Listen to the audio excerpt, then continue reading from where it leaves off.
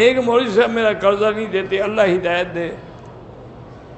بیر روحہ اور بیر شفا سب شفا ہیں۔ فاطمہ بچی بیمار ہے، اللہ شفا عطا فرمائے۔ ایک مدرسے میں لڑکیوں کو سر سے چادر اتار کر قرآن پڑھاتے ہیں، بہرحال ایسا کرنا گناہ ہے۔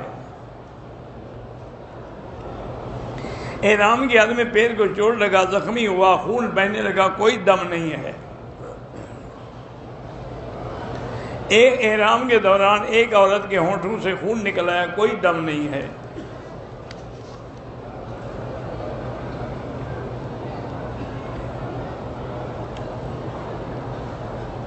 اگر شوہر بچوں کے خرچ بھی نہیں دیتا، عورت خود نوکری کر کے بچوں پہ خرچ کرتی ہے، تو ایسی عورت مزید بچے پیدا کرنے سے رکاوٹ ڈال سکتی ہے؟ ہاں ڈال سکتی ہے۔ مسجد عائشہ کی عمرہ جائز ہے۔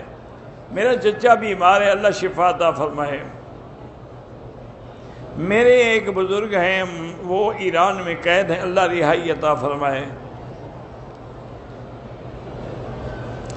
اگر عورت نے عدالت سے خلع لے لیا، اگر عدالت اسلامی ہے تو پھر تو طلاق ہو جائے گی، اگر اسلامی نہیں ہے تو پھر طلاق نہیں ہوگی۔ میری بہن کی اولاد نہیں ہے، بہرحال طواف کی نیت کر کے مسجد میں داخل ہوئی، لیکن طواف نہیں کیا، کوئی گناہ نہیں۔ طائف گھومنے جائیں یا پھرنے جائیں، واپسی پہ عمرہ ضروری ہے۔ عصر کے بعد طواف مکمل ہو تو 2 رکعت مغرب کے بعد پڑھیں۔ اگر 3 تولے سونا ہے، مالیت جو ہے 52 تولے چاندی کے برابر، پھر زکوٰۃ دینی ضروری ہے۔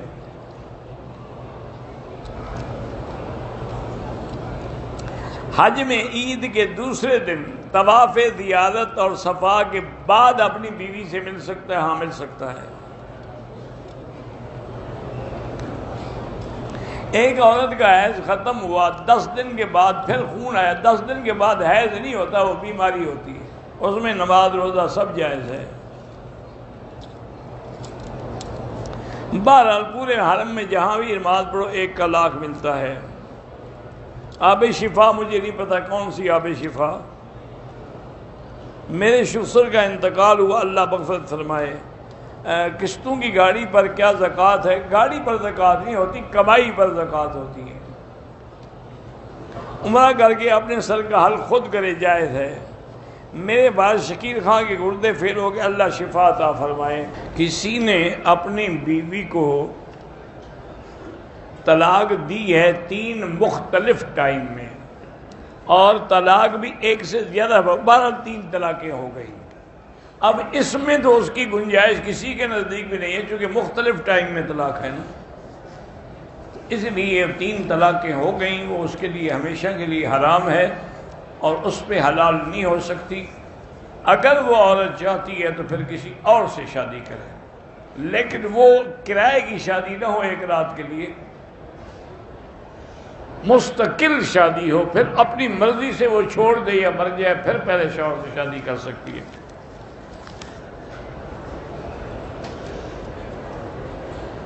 کہتے ہیں کہ اگر آدمی سچا ہو پھر بھی قسم نہیں کھانی چاہیے۔ بھئی جب سچا ہے تو قسم کھائیے، جاہل لوگوں کو ہے کہ سچے ہو یا جھوٹے ہو قسم نہ کھاؤ، کیا مانا؟ جھوٹے نہ کھاؤ، سچے کیوں نہ کھاؤ؟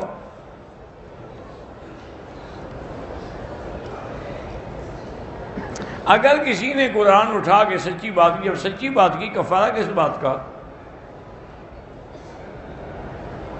مسجد میں بیٹھے ہوئے نمازیوں کو سلام بالکل سلام کرنا ہے، لیکن اتنی اونچی آواز سے نہیں کہ دوسرے پریشان ہوں۔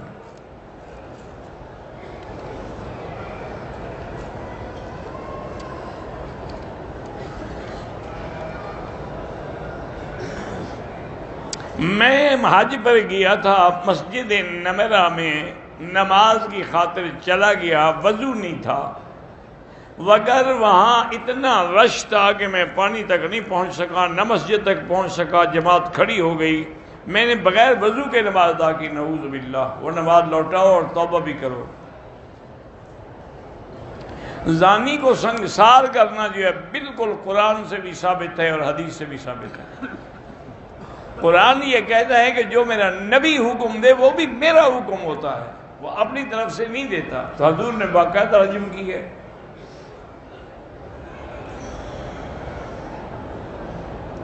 غسل جنابت کی وجہ سے فجر کی نماز دیر سے پڑھتا ہوں، بالکل غلط بات ہے۔ آپ جلدی غسل کر کے نماز وقت پہ پڑھا کریں۔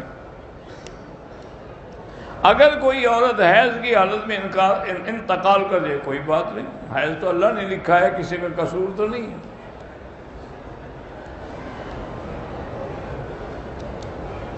بہرحال ایک طرف سے رہائش سے 65 کلومیٹر بنتا ہے اور دوسری طرف سے 80 کلومیٹر بنتا ہے۔ پھر بہرحال بات یہی ہے کہ اگر 65 کلومیٹر والا راستہ جاتے ہو تو پھر تم مسافر نہیں ہو، اگر 80 کلومیٹر والا راستہ جاتے ہو تو پھر مسافر ہو۔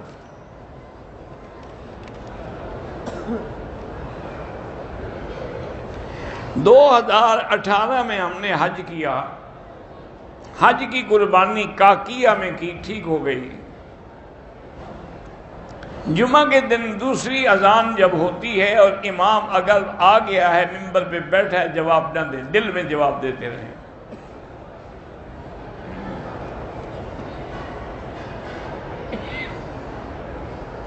میں نے 11 ذی الحجہ کو کنکریاں دیوار سے پہلے ماری، پھر 12 کو میں نے دوبارہ بھی وقت کے مطابق ماری، ٹھیک ہو گیا، کوئی دم نہیں۔ حضور کا ورنہ حضرت یہ ادب کا ایک لفظ ہے، بس حاضر ناظر اس سے مراد نہیں ہوتا۔ اس طرح تو آدمی حضور استاد کو بھی کہتا ہے، ماں باپ کو، وہ بھی سب حاضر ناظر ہو جائیں گے۔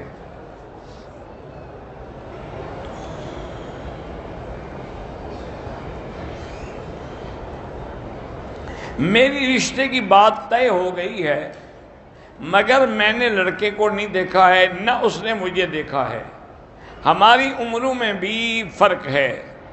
رابطہ اس طرح کریں کہ اپنے ماں باپ سے کہیں کہ وہ اس کی تصویر منگا کے آپ کو دکھا دیں، آپ کی تصویر بھی اس کو دکھا سکتے ہیں۔ غسل جنابت میں جو تاخیر کرتے ہیں وہ اللہ کے ہاں گناہ گار ہیں، کہ اپنے آپ کو پلید حالت میں رکھنا چاہتے ہیں، خدا نہ خواستہ موت آ جائے۔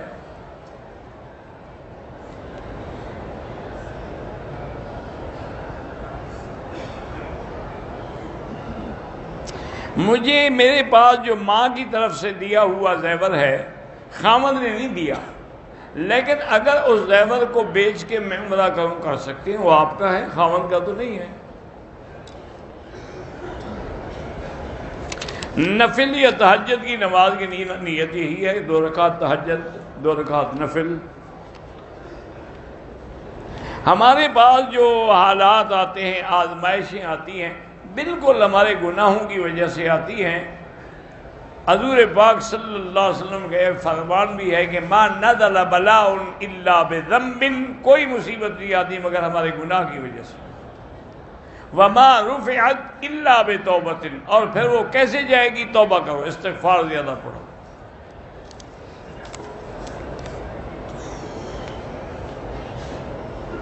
مجھے قبر سے ڈر لگتا ہے، وہ ہم بھی آتے ہیں، جہاز میں ڈر لگتا ہے کہ کہیں گر نہ جائے۔ لاہور پڑا کرو، اور کیا کر سکتے ہیں۔